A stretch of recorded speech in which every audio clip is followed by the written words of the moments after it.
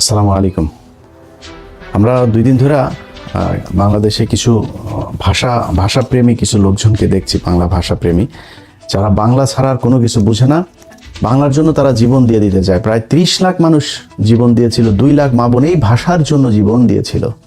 শুনেন বক্তব্য। 1952 সালে পাকিস্তানি বাহিনীর সাথে যুদ্ধ করে তার উর্দুকে বাংলা ভাষা চাপিয়ে দেওয়ার জন্য আন্দোলন করছে, কিন্তু বাঙালি সে দমে থাকেনি। বাঙালি সেই উর্দু ভাষার উপর তারা বাংলাকে রাষ্ট্রভাষা করার জন্য যুদ্ধ করছে। 30 লক্ষ মা বোনের রক্তের বিনিময়ে আজকে আমরা এই বাংলা ভাষা অর্জন করেছি। I feel very proud. একটা বাংলাদেশি হয়ে I feel very proud. আমরা একমাত্র দেশ যে হচ্ছে ল্যাঙ্গুয়েজের জন্য আমরা আমাদের জীবন দিয়েছি, and it's so proud. দেখেন ইতিহাসের বিকৃতি কাকে বলে। 30 লাখ মা বোনকে বাংলাদেশের এই পাকিস্তানি মিলিটারি রেপ করেছে, 30 লাখকে মেরেছে আর 2 লাখকে রেপ করেছে। এই যে এক গাঁজাখুরি, এই যে এক কথা বলে বাংলাদেশের সাথে পাকিস্তানের এই সম্পর্কটাকে জীবনে কোনোদিন যেন ঠিক না হইতে পারে। প্রতিটা ঘটনায় 16ই ডিসেম্বর, 26শে মার্চ, 21শে ফেব্রুয়ারি যখনই এগুলো আসে, নতুন করে এই ভাঙা ঢোল এগুলো বাজাইতে থাকে যে পাকিস্তান আমাদের এগুলো। আরে Pakistan military don't, Pakistani military খাচ্চর মাচ্চর এগুলোর করে না। পাকিস্তানের সুন্দরী মহিলা আছে। পাকিস্তানের মহিলাদেরকে এই আর 71-এর সময়ের অবস্থা তো আরো আমাদের জঘন্য ছিল। তো তারপরেও যদি কারো মারে যদি লাগায় থাকে, কারো বোনরে যদি লাগায় থাকে, তাহলে আমাদের জানায়, আমরা দেখবো যে পাকিস্তানের বীজ কারা কোথায় কোথায় আসে, এগুলো আমাদের জানা দরকার আছে। তো এগুলি নিয়ে ভাই কথা বলতে গেলে মেজাজ খারাপ হয়ে যায়, ভাষা সংলগ্ন রাখতে পারি না, সরি। বাট এগুলো দিয়ে আপনাদেরকে প্রতিদিন পাশ ঢোকানো হচ্ছে এই এক রাজনীতি দিয়া। এই যে এখন বলা হচ্ছে না এই 21শে ফেব্রুয়ারিকে নিয়ে ভাষা, আরে বাবা বাংলা আমরি বাংলা ভাষা, আমার বালের ভাষা, এই বালের ভাষারে দুচেও নাই দেশের যারা আপনারে বুঝায়, তারা চোদেও নাই করে। কেমনে জানেন? বলি আপনারে, শুনলে অনেক কষ্ট লাগবে আমার কথা, আমি সুন্দর করে কথা বলতে পারি না, এটা আমার সমস্যা। কথা যেটা বলি ওটা মাথায় রেখেন। এই যে যেই এমপি মন্ত্রী যে বাঞ্চদের আপনারা এগুলি শিখায়, এই যে ভাষা, একজন টকশোতে এক বিজ্ঞ এক মাদারি বলছে যে বাংলার সাথে এই যে ইংলিশ মিক্স আপ করে কথা বলা, এটা পুরোপুরি করতে হবে। হাসিনা একবার করেছিল, বিলবোর্ড, টেলিভিশনে নিউজ, তারপরে আদালতে, বিভিন্ন জায়গায় কোথাও ইংলিশ ব্যবহার, শুধু বাংলা থাকতে হবে। শুধু বাংলা কেন থাকতে হবে? আপনাকে সাউও মারার জন্য বাংলা থাকতে হবে। এর আগে ব্রিটিশরা যখন একবার ছিল, তখন এরকম আমাদের এখানকার কিছু আলেম টালেম ছিল, এরা করেছিল, ইংরেজি শিখলেই আপনি কাফের হয়ে যাবেন, এগুলো বলা হইতো। এগুলো বলে আমাদেরকে দমায় রাখা হয়েছে। আজকে যেই ব্যক্তিরা আপনাকে বুঝায় যে বাংলার সাথে সাথে ইংলিশ শিখতে পারবেন না, সেই রাজনীতিবিদ একজনের ছেলে মেয়ে 14 গোষ্ঠীর কেউ বাংলা মিডিয়ামে পড়াশোনাই করে না। সবাই ইংলিশ মিডিয়ামে পড়াশোনা করে, ইংলিশ ভার্সনে পড়াশোনা করে, হাই স্কুল শেষ হলে সোজা চলে যায় ইউকেতে, সোজা চলে যায় ইউএসএতে, কানাডাতে, অস্ট্রেলিয়াতে, ওয়েস্টার্ন কান্ট্রিতে, সেখানে গিয়ে তারা পড়াশোনা করে।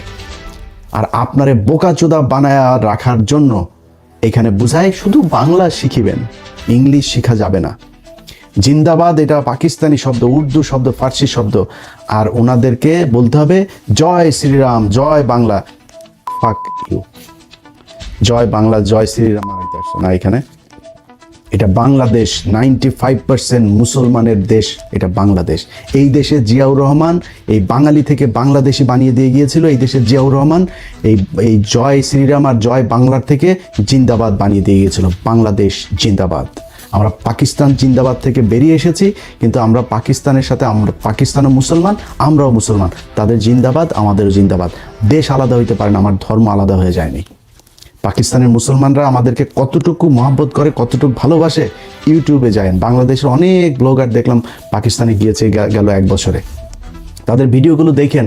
পাকিস্তানের একটা মানুষ যখন শুনে আপনি বাংলাদেশ থেকে গিয়েছেন, জড়ায় ধরে, খাবারের বিল নেয় না, গাড়ির বিল নেয় না।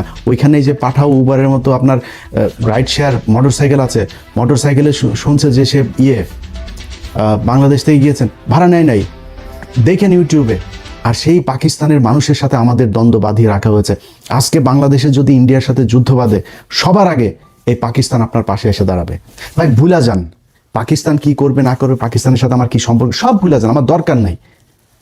কিন্তু আপনি পাকিস্তানের সাথে এই সম্পর্কের এই যে কৃত্রিমভাবে তৈরি করে, এটার মাধ্যমে যখন আপনি ভারতের সাথে সম্পর্ক ভালো করার জন্য চেষ্টা চালাবেন, তখন আপনার এই দেশকে সারা জীবন আপনার মৃত্যু পর্যন্ত এটাই গোলামী রাজ্য হিসাবে আপনি করে। আজকে আজাদি শুনলেও তাদের কষ্ট লাগে, আর ওটা আজাদি মানেটা কি? আমি আজাদি চাবো না, আজাদির শব্দটা শুনে তাদের কষ্ট হইতেছে। ইনকিলাব জিন্দাবাদ, এই জিন্দাবাদ বাংলাদেশে যতদিন থাকবে ততদিন বাংলাদেশ থাকবে, এবং যতদিন এই জিন্দাবাদ বিএনপির সাথে থাকবে ততদিন বিএনপি বাংলাদেশে থাকবে, তারপরে বিএনপি থাকবে না। কেন থাকবে না জানেন?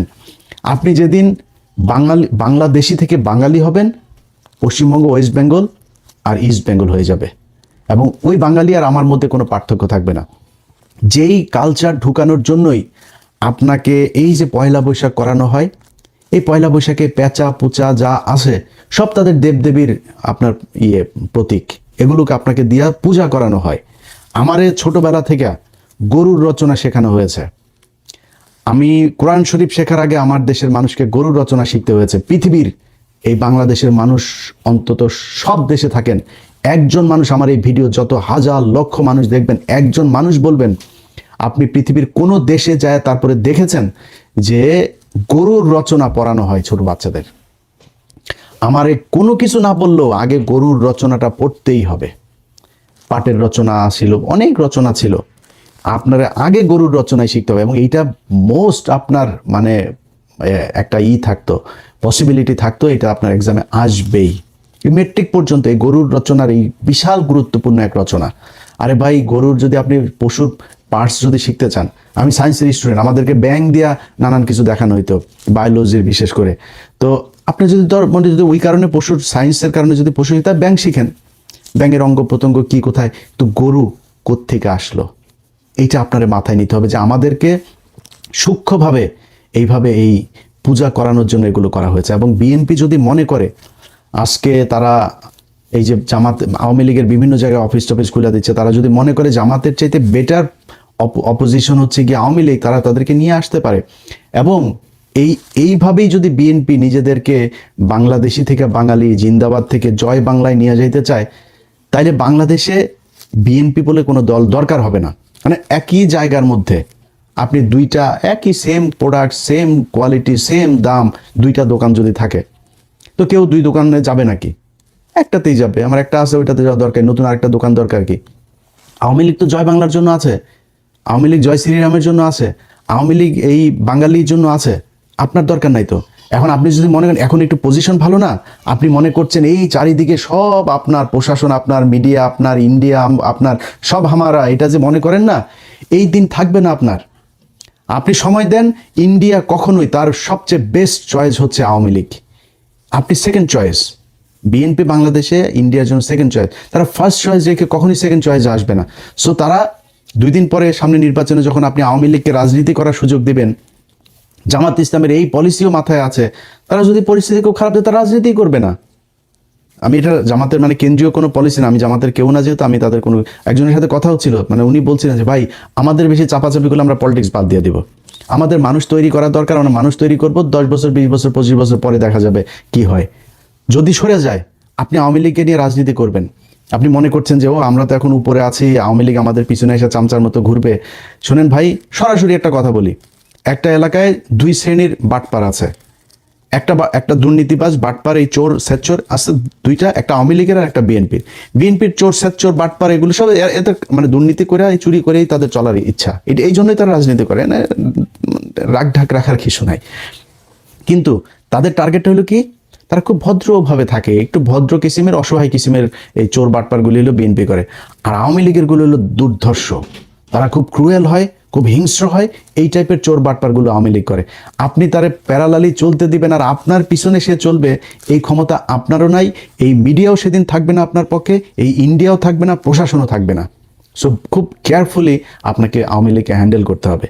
এখন এই কারণে বললাম যে যেদিন বিএনপি জিন্দাবাদ থেকে বের হয়ে যেতে চাবে, যেদিন বাঙালি হয়ে যেতে চাবে, সেদিন বাংলাদেশে বিএনপির আর দরকার হবে না, ওই দিন মানুষ আওয়ামী লীগই বেটার হবে। এবং আওয়ামী লীগ সেটা কেমনে করতে হয় এটা খুব ভালো করে জানে, পুরায়া জ্বালায়া কি করা লাগে সব কিছু জানে তারা। সো ভাই, যেই জন্য এত কিছু বললাম, যে এই যে 71-এর ভাষা আন্দোলন আর এই যে 71-এর মুক্তিযুদ্ধ আর 21-এর ভাষা আন্দোলন, এগুলো আপনার মাথার মধ্যে এত মিথ্যা, এত ইতিহাস বিকৃত করে আপনাকে ঢুকানো হয়েছে, এটা ঢুকায় পাকিস্তানের সাথে বিরোধ তৈরি করা আর ভারতের সাথে বন্ধুত্ব তৈরি করে তারপর আপনাকে সেটা মারার জন্য এগুলো করা হয়। অতএব এই যে এখন নতুন সরকার এসে হাফিজ ভাই একজন মুক্তিযোদ্ধা, হাফিজ ভাইয়ের কাছে অনুরোধ থাকবে, আমরা জানতে চাই যে কতজন মানুষ আসলে পাকিস্তান আমলে সেই যুদ্ধের সময় রেপ হয়েছিল, কতজন মারা গিয়েছিল, কতজন মুক্তিযোদ্ধা ছিল, কতজন রাজাকার ছিল, রাজাকার কারা ছিল, 14ই ডিসেম্বর কারা এই মানুষগুলোকে মেরেছে, বাংলাদেশ স্বাধীন হওয়ার পরে 30শে জানুয়ারি 1972 জহির রায়হানকে কারা গুম করেছিল, এগুলো আমরা জানতে চাই। এটা জানলে বুঝে যাবেন যে এই বাংলাদেশের সাথে পাকিস্তানের সাথে পূর্ব পাকিস্তান আর পশ্চিম পাকিস্তান দুইটার সাথে এই গ্যাঞ্জাম বাঁধানোর জন্য ভারত কি কি চাল চেলেছিল খুব ভালো করে।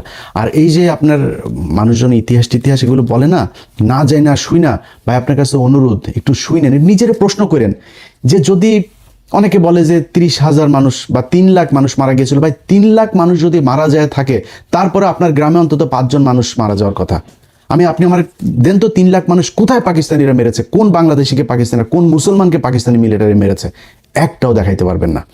খুব রেয়ার কেস যে কেসগুলো সেগুলো সব মিলিয়ে যদি আমার মনে হয় খুব বেশি, যেটা শেখ মুজিব যেই কমিশন গঠন করেছিল 7,000-8,000 মানুষ পেয়েছিল। একটা যুদ্ধ, দেশ স্বাধীন হয়ে যাওয়ার যুদ্ধের মধ্যে এটা খুবই স্বাভাবিক একটা ব্যাপার। আমরা চাই না একজনও মারা যাক, একজনও রেপ হোক, আমরা চাই না, কিন্তু আমরা হিসাবটা জানতে চাই। আমরা চাই একজন মুক্তিযোদ্ধা 20,000 বেতন পায়, 20,000 না, তার ভাতা তার 20 লাখ দেওয়া হোক যদি আসলেই সে মুক্তিযোদ্ধা হয়ে থাকে।